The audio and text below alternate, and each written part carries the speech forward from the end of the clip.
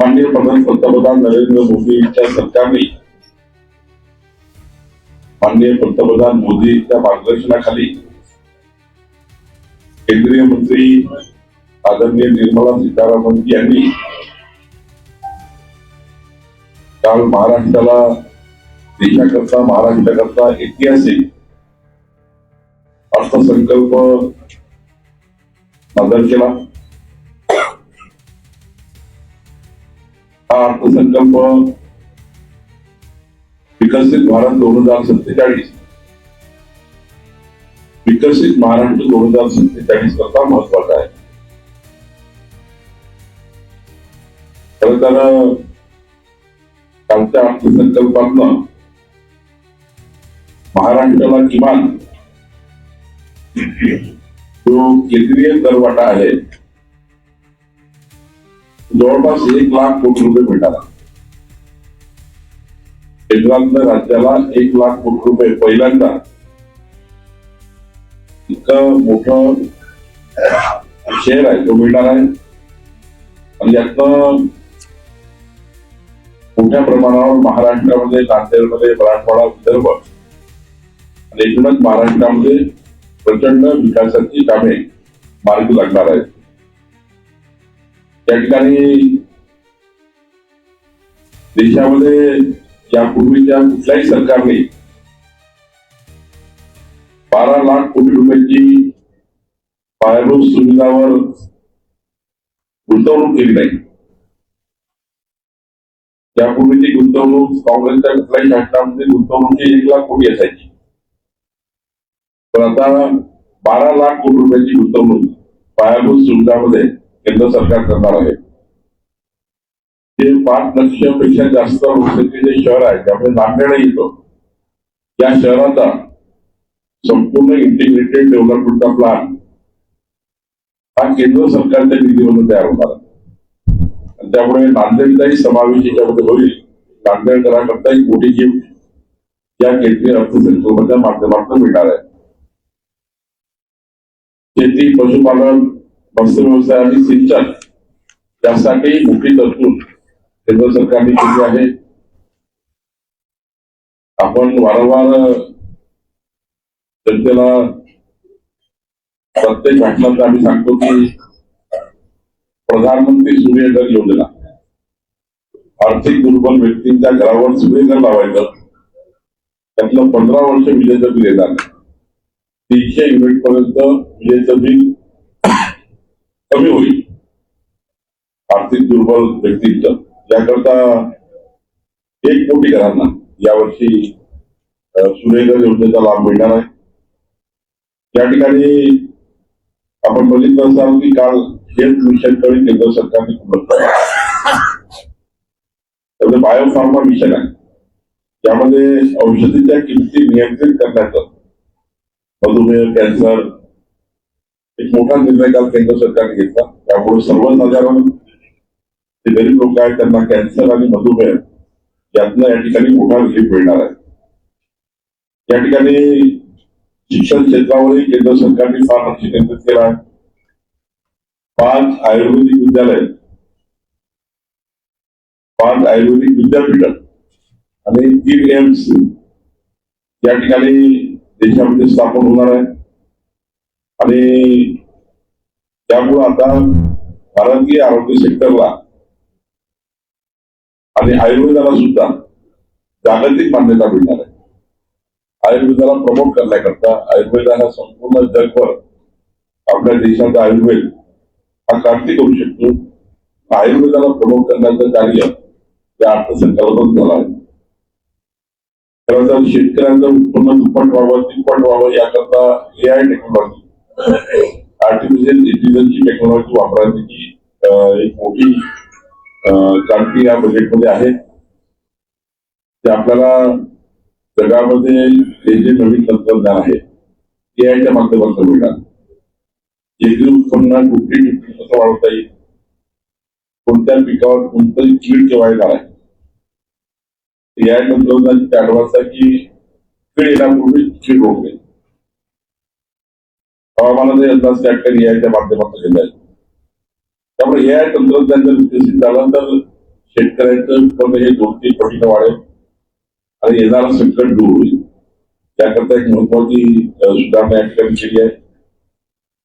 खरं तर 17 औषधी जे आहेत, तुम्हाला सांगितलं की 17 औषधीवर कस्टम ड्युटी राहणार नाही. त्यामुळे मोठा रिलीफ आपल्याला या ठिकाणी मिळणार आहे. आपल्याला आपण महिलांकरता वारंवार चर्चा करतो, लाडकी बहीण योजनेची चर्चा करतो. या लाडक्या बहीण योजनेला जोडून जी मार्ट म्हणजे जी रिटेल योजना आहे, महिलांना, बचत गटांना रोजगार व्यवसाय मिळण्याकरता मोठे मॉल तयार करतात. जर नांदेडमध्ये मॉल जर महिलांचा करण्याचा विचार केला तर एक मोठा मॉल केंद्र सरकारच्या निधीतून महिलांच्या जे काही उत्पादन आहे, जे काही महिला बचत गट त्या ठिकाणी निर्मिती करतील त्यांना एक मोठा मॉल देण्याचा विचार केंद्र सरकारने यामध्ये केला आहे. लखपती दिल्लीमध्ये आपण सांगितलं की मी नांदेडच्या प्रचारसभेत सांगितलं होतं की लखपती दिल्ली योजना फार चांगली आहे. तर आमच्या लखपती दिल्लींना 5 लक्ष रुपयापर्यंत कर्ज हे विना व्याजी राहणार. बँकपर्यंत गरज विना व्याजी करताय 5 लाख, फार जमानतदार लागणार नाही. त्यामुळे आमच्या लखपती दिल्लीला अजून मजबूत करण्याची योजना ही आहे. महिला वसतिगृहाची योजना पण या ठिकाणी आणते केंद्र सरकार.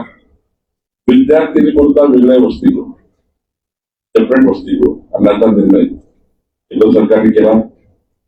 जिल्हा रुग्णालयामध्ये त्या ठिकाणी ट्रॉमा केअर सेंटर, आपात चिकित्सा व्यवस्था जिल्हा रुग्णालयामध्ये ट्रॉमा केअर सेंटर कंपल्सरी करण्याचा निर्णय केंद्र सरकारने केला.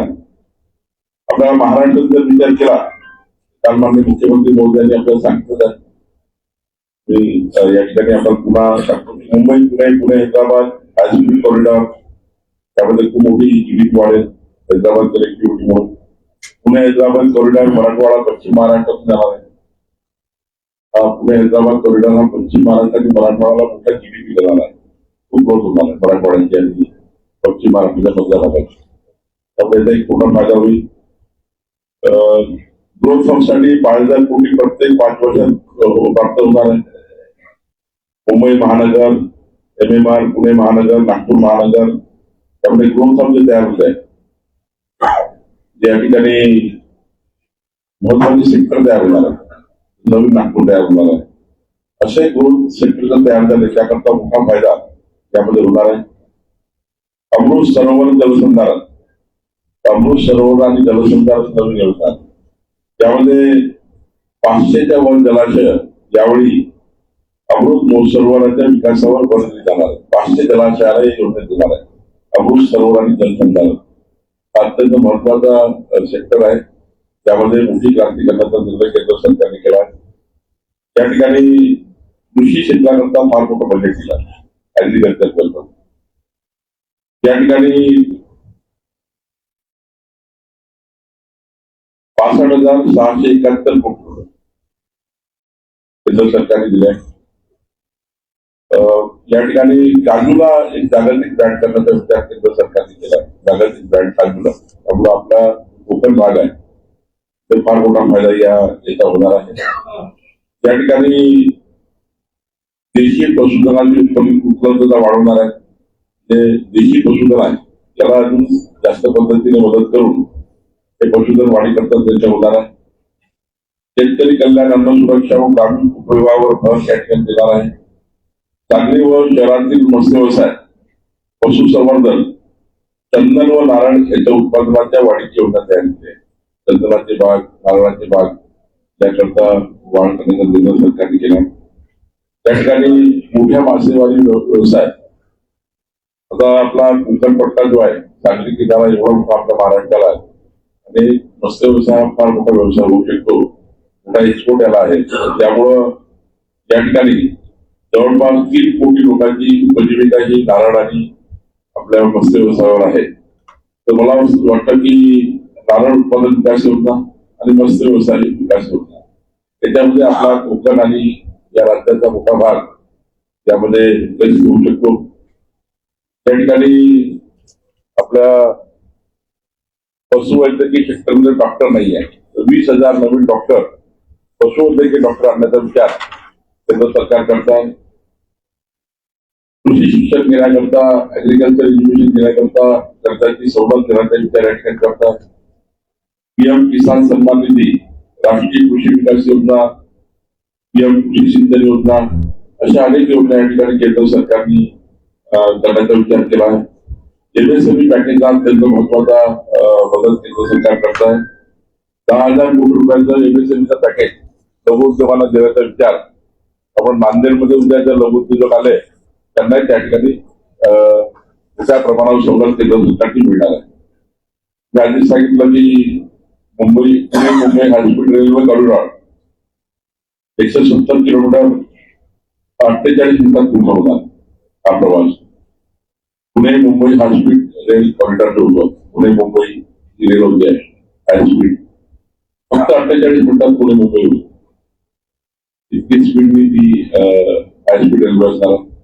पुणे हैदराबाद हायस्पीड कॉरिडॉर 550 किलोमीटरचा प्रवास 2 तासामध्ये. पुणे हैदराबाद 2 तासामध्ये हा प्रवास होणार आहे. महाराष्ट्र ग्रामीण रस्त्याकरता, नांदेड जिल्हा ग्रामीण रस्त्याकरता 378 कोटी रुपये, महाराष्ट्र ऍग्री करता 164 कोटी रुपये, इकॉनॉमिक क्लस्टर करता 283 कोटी, टर्सरी केअर आणि वैद्यकीय शिक्षण विकास कार्यक्रमाकरता 382 कोटी, उपसा सिंचन योजनेचे सोलर प्रोजेक्ट टाकण्याकरता 207 कोटी, शेती व ग्रामीण परिवर्तन प्रकल्पाकरता 643 कोटी, मानवी विकास कौशल्य व अप्लाइड नॉलेज प्रकल्पाकरता 313 कोटी, जिल्ह्यामध्ये संस्थात्मक संरचना सप्तावधी करता 240 कोटी, मुंबई अहमदाबाद हायस्पीड कॉरिडॉर करता 6,103 कोटी, मुंबई मेट्रो करता 1,702 कोटी, एमयूडीपी करता 462 कोटी, एमएमआर मध्ये ग्रीन मोबिलिटी करता 155 कोटी, समृद्धी महामार्गावर आयटीएस करता 680 कोटी आणि पुणे मेट्रो करता 517 कोटी. ते मी आता ठळक काढलेले आहे. बाकी खूप आहे बजेटमध्ये ठळक मी काढून आणलेले आहे, आपल्याला दिलेले आहे. मला वाटतं की केंद्र सरकारने एक मोठं पॅकेज महाराष्ट्रात दिलं आहे आणि यातनं महाराष्ट्राचा विकसित महाराष्ट्राचा माननीय मोदीगिरी आणि देवेंद्रगिरी डबल इंजिन सरकारने विकसित महाराष्ट्र जो संकल्प केला आहे, 2029चा महाराष्ट्र, 2035चा महाराष्ट्र, 2047चा महाराष्ट्र, त्याचा जर विचार केला तर एक मोठी भेट आज काल प्रधानमंत्री मोदीजींनी महाराष्ट्रात दिली आहे. रोजगार निर्मिती संदर्भामध्ये काय रोजगार निर्मिती आहे यामध्ये तुम्ही पहिल्यापासून सुरुवात केली. याच्यामध्ये प्रत्येक सेक्टरमध्ये रोजगार निर्मिती आहे. तुम्ही कुठलंही काम घ्या, जेव्हा डेव्हलपमेंट होतं, पायाभूत सुविधा उपलब्ध होतात, एवढं मोठं काम होणार आहे महाराष्ट्रामध्ये 1 लाख कोटीचं रोजगार निर्मिती. मराठवाड्याला काही दिलं नाही सरकारने. वाचून दाखवलं पुणे हैदराबाद जे आहे ते लातूर जिल्ह्याचा थोडा भाग सोडला मराठवाड्याला फक्त जरी टर्न झाला ना तरी भरपूर फायदा होतो. बाकी कनेक्टिव्हिटी आहे ना, 7 जे हायस्पीड लातूरला बाकी कनेक्टिव्हिटी आहे. म्हणजे तुम्ही मराठवाड्याच्या कुठल्याही भागात लातूरला जाऊन त्या ठिकाणी हायस्पीडला जाऊ शकता. असं आहे की जो रूट आहे तो पुणे हैदराबाद जाता तिकडे जाईल तिकडे जाईल, पण मराठवाड्यात होणार. 7 कॉरिडॉर आहे त्याच्यामध्ये 3 हैदराबादशी कनेक्टेड आहे. पुणे हैदराबाद, हैदराबाद बंगळुरू आणि हैदराबाद चेन्नई. त्या हैदराबादवरून जर समजा आपण भारताच्या सर्व रेषेमध्ये नागपूर नांदेडचा जर विचार केला असता दिल्लीपर्यंत हा प्रश्न देता येईल का? हा काही अंतिम नाही आहे. केंद्र सरकार 4 वर्ष आहे. अजून काही प्रत्येक वर्षी नवीन प्रस्ताव येतात. त्याविषयी प्रस्ताव टाकायला जाऊ म्हणजे त्यांच्या प्रश्न व्हायबिलिटीमध्ये शेवटी कुठलाही प्रस्ताव हा व्हायबिलिटी सरकार तपासतं की याच्यातनं किती रोजगार निर्मिती होईल, त्यातनं किती कनेक्टिव्हिटी वाढेल, त्यातनं किती इन्व्हेस्टर फायदा होईल, त्यातनं किती लोकसंख्येला फायदा होईल. आधी सरकारला असं वाटतं की त्या कॉरिडॉर जास्त आज महत्वाचं आहे. तुमच्याकडे हाही करता येईल, पण आज महत्वाचं काय की महाराष्ट्राला जे मिळालं आहे ते कधी हे सर्व ज्याचं तोंडाच्या वापर मिळतात. 1 लाख कोटीच्या वर महाराष्ट्र देशाचं बजेट होतं 1 लाख कोटी पायाभूत सुविधा. केंद्र सरकार 12 लाख कोटी खर्च करत आहे. त्यामुळे हे जे सांगतात ना की मला हे काय वाटतं त्यांना डिटेल अभ्यास नाही करत. त्याला अभ्यास केला तर दोन शांतपणे बसून आपल्याला जाणण्याच्या टीमची आणि माझ्याकडनं कॉपी मागवून दिली की बाबा बावनकुळे काही तुमच्याकडे आहे का, मी त्याला पाठवून दिली. अभ्यासच करत नाही पण ऍग्रिकल्चरचे सेक्टर डेव्हलप करायचे तर ऍग्रिकल्चर लोन जे आहे त्याच्या मूळ ड्राफ्टमध्ये एमएसएमईचा मूळ ऍक्टच्या ड्राफ्टमध्ये दोन्हीमध्येही ऍग्रिकल्चर लोन जर पेंडिंग राहिलं तर सिबिलवर इफेक्ट करत आहे, जे की ड्राफ्टमध्ये नाहीये. बँका सिबिल रिपोर्ट करतात त्याच्यामुळे लाखो शेतकऱ्यांचं नुकसान होतं. शिवाय एमएसएमईला मूळ ड्राफ्टमध्ये गॅरेंटरची आवश्यकता नाही असं सरकार म्हणतं. कुठलंही एमएसएमई लोन विदाऊट गॅरंटी मिळत नाही. हायस्पीड रोड जे सांगतो आपण महाराष्ट्रामध्ये मॅक्झिमम स्पीड लिमिट दिलेली आहे 120, जे परिवहन विभागाने लिमिट दिली 120. जर आपण त्या दोन ठिकाणांचं अंतर लक्षात घेतलं आणि 120 ची स्पीड काउंट केली तर हायस्पीड असूच शकत नाही. हायस्पीड रेल्वे आहे जे रोड ट्रॅक्स आहेत त्याच्याही बाबतीत रोड जे आहेत त्याही बाबतीत 120 ची मॅक्झिमम स्पीड लिमिट आहे. ते पण डेडिकेटेड कॉरिडॉरला आहे. की जेव्हा आपण कॉरिडॉर बांधतो तेव्हा त्या स्पीडने बांधतो. आता जे बांधतो 120 किलोमीटर स्पीड आता नवीन येणार त्याच्यात ती डिझाईन नवीन जाणार आहे. प्रत्येक वेळी जेव्हा घोषणा करतो सरकार तेव्हा त्या रोडला जी जी लिमिट दिली आहे त्या लिमिटचा वापर करतील. पुण्या रोडला तुम्ही हाय स्पीड लिमिट करणार आहे. मला म्हणायचं आहे की नागपूर नांदेड समजा 300 किलोमीटर असेल आणि 120 ची जर स्पीड लिमिट असेल तर 120 आणि 300 अशा पद्धत त्या रेशिओ मध्ये ते अंतर पार झालं पाहिजे. सरकार ज्या अंतराचा दावा करतं त्याचा कुठलाही ताळमेळ 120च्या स्पीडनं लागत नाही हे मी म्हणतोय. मला असं वाटतं की तुम्ही जे हायस्पीड रेल्वे बद्दल आपण बोलतोय की 40 minute 48 minute Nagpur Mumbai Pune 48 minute सांगतोय ते हायस्पीड रेल्वेचा विचार सांगतोय. रोड सेक्टरसाठी जे डिझाईन केलं असेल त्या डिझाईन जाऊ शकतो आपण त्यापेक्षा जास्त जाऊ शकतो. एमएसएमईची गॅरंटी आणि एमएसएमईची गॅरंटी आणि दुसरे म्हटलंय की ऍग्रिकल्चर लोनची जी गॅरंटी कसली पाहिजे पण मूळ ड्राफ्ट मध्ये किंवा मूळ कायदे मूळ ऍक्ट मध्ये किंवा जी काही मूळ सवलत आहे त्याच्यामध्ये जर ती जमानदार लागणार नसेल आणि जमानदार मागत असेल बँकामध्ये तर बँकांना लक्ष नाही. त्यामुळे त्याच्या भागातले जिल्हाधिकारी त्यांच्या बँकाच्या बैठक घेऊन त्या जिल्ह्यामध्ये तशी आमच्याकडे जिल्हाधिकारी प्रत्येक महिन्याला बँकेची बैठक घेतात. त्यामुळे बँकांनी काही तुटक तयार केलं तात्काळ दुरुस्त होते. जर मूळ ड्राफ्ट मध्ये नाही तर मग कशाला घ्यायला पाहिजे. त्यामुळे बँकेचं लक्ष बँकेच्या ज्या असतील त्या दुरुस्त काही जबाबदारी कलेक्टरची आहे. कारण कलेक्टर हे बँकेची बैठक घेत असतात एलडीएम असतात. त्यामुळे मला वाटतं की हा लोकल पडणार लोकली सॉल्व्ह केला पाहिजे. महाराष्ट्रात लोकल पाहिजे. जिल्हाधिकाऱ्यांनी मूळ ड्राफ्टचा विचार करून त्या बँकेचा बोलून एमएसएमईच्या उद्योजकांची एक बैठक त्यानंतर शेतकऱ्यांच्या प्रमुख शेतकऱ्यांची बैठक घेऊन यामध्ये पुढाकार घेण्याचा विचार करून सुद्धा पुढाकार घेऊ. आणि ऍग्रिकल्चर क्रॉप लोनचा सिव्हिल रिपोर्ट होत आहे जे की अपेक्षितच नाहीये मूळ ड्राफ्ट.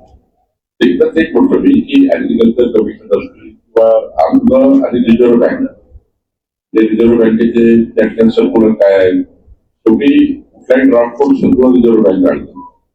रिझर्व्ह बँकेने काढलं सर्क्युलर त्या बाहेर जाऊन जर बँका वागत असतील तर बँकेला त्या ठिकाणी सरळ करण्याची जबाबदारी सरकारची आम्ही करू. कृषी क्षेत्रामध्ये एआयचा वापर करून उत्पन्न आपण करण्याचा प्रयत्न करणार आहोत.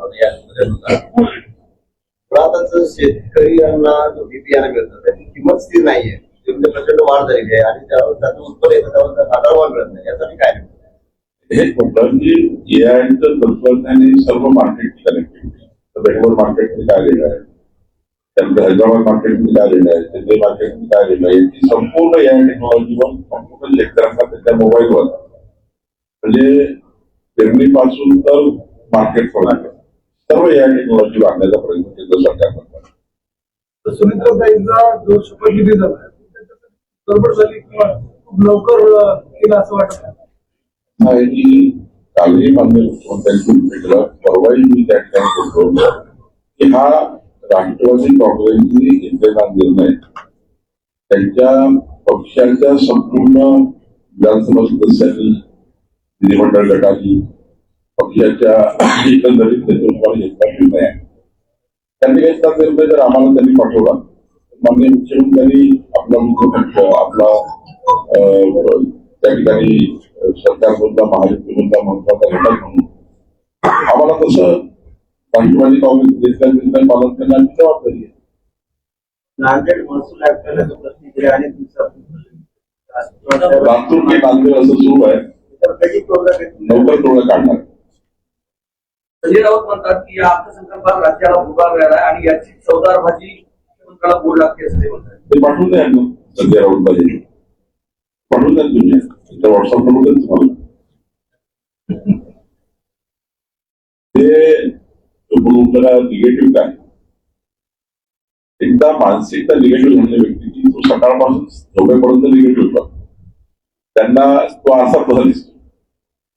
कधीतरी कुठल्या तरी विषयाची अशा लोकांनी कार्यक्रम केली तर लोकांची इंटिग्रिटी वाढते.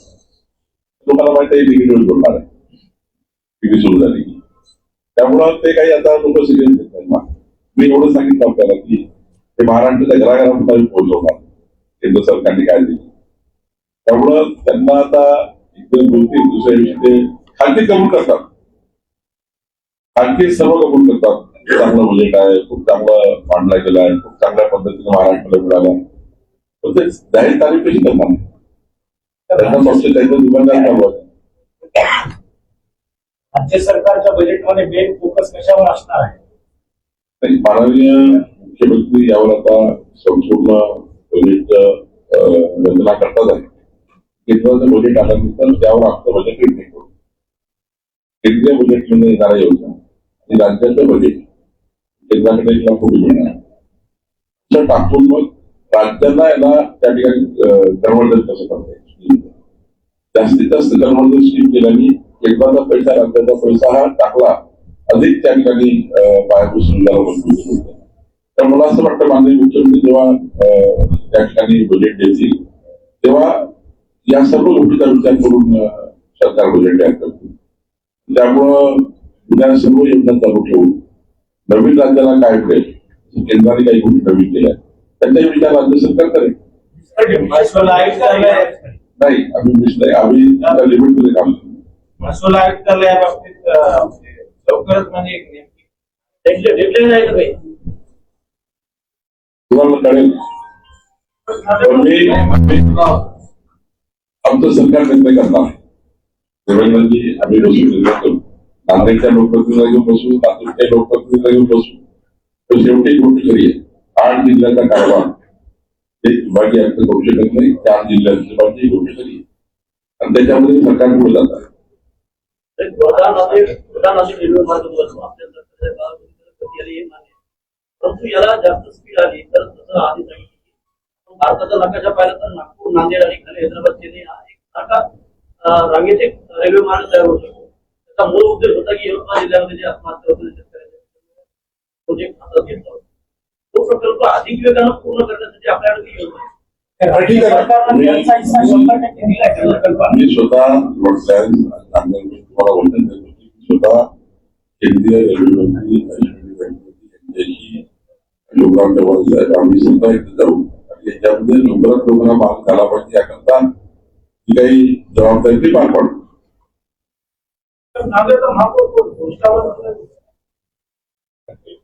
तुमच्या मनात एखादं नाव सुचवला कळवा. निर्णय राज्याची कोर कमिटी, राज्याची कोर कमिटी, नांदेडची कोर कमिटी नाही, राज्याची कोर कमिटी. अजितदादांचे जवळचे आमदार जे राम आंबेडकर यांनी आरोप केला आहे, अजितदादांचा 100% घात झाला. ठीक आहे, त्यांची मागणी आहे. राज्य सरकारने चौकशी लावलेली आहे. सर्व मला माहिती आहे की सर्व केंद्रीय विमान वाहतूक मंत्रालय या ठिकाणी चौकशी करताय. त्यांची मागणी आहे, चौकशी सरकार करेल, राज्य सरकार करेल. पण मला जी काही महाराष्ट्राची संस्कृती आहे, आपलं जे संस्कार आहे, असं कधी महाराष्ट्रामध्ये घडू शकत नाही.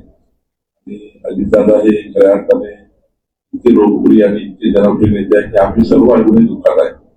त्यामुळे अशा पद्धतीचा ठीक आहे, त्यांची मागणी राष्ट्रवादी काँग्रेसच्या कार्यकर्त्यांची मागणी याचा विचार करू. पण चौकशी होईल, चौकशी ब्लॅक तो ब्लॅक बॉक्स सर्व येतच, कशामुळे झालं, काय झालं, कुणामुळे झालं, कशामुळे झालं, सर्व असतात. त्यामुळे सगळी चौकशी होईल. याच्यापूर्वी सर तसा घटस्फोट केला होता की अजितदादांचा आणि शिंदेचा गेम होईल, त्यानंतर अशा घटना घडल्या. आहे या महाराष्ट्राला कलंकित ठेवू नका, या महाराष्ट्राला राजकारणा करता इतकं साडी देऊ नका, महाराष्ट्राची परदेशात जाईल. अशा पद्धतीने विधान करण्यामध्ये महाराष्ट्राच्या संस्कार संस्कृती घालायला नाही. त्यामुळं असा कोणी विचार करू शकत नाही महाराष्ट्रामध्ये. लहानसा पोरांनाही पडत नाही आपल्यावर असे विचार करणे, असे शब्द काढले तोडत. नाना पटोले जरा वैचारिक विचार करतील असं मला वाटतं.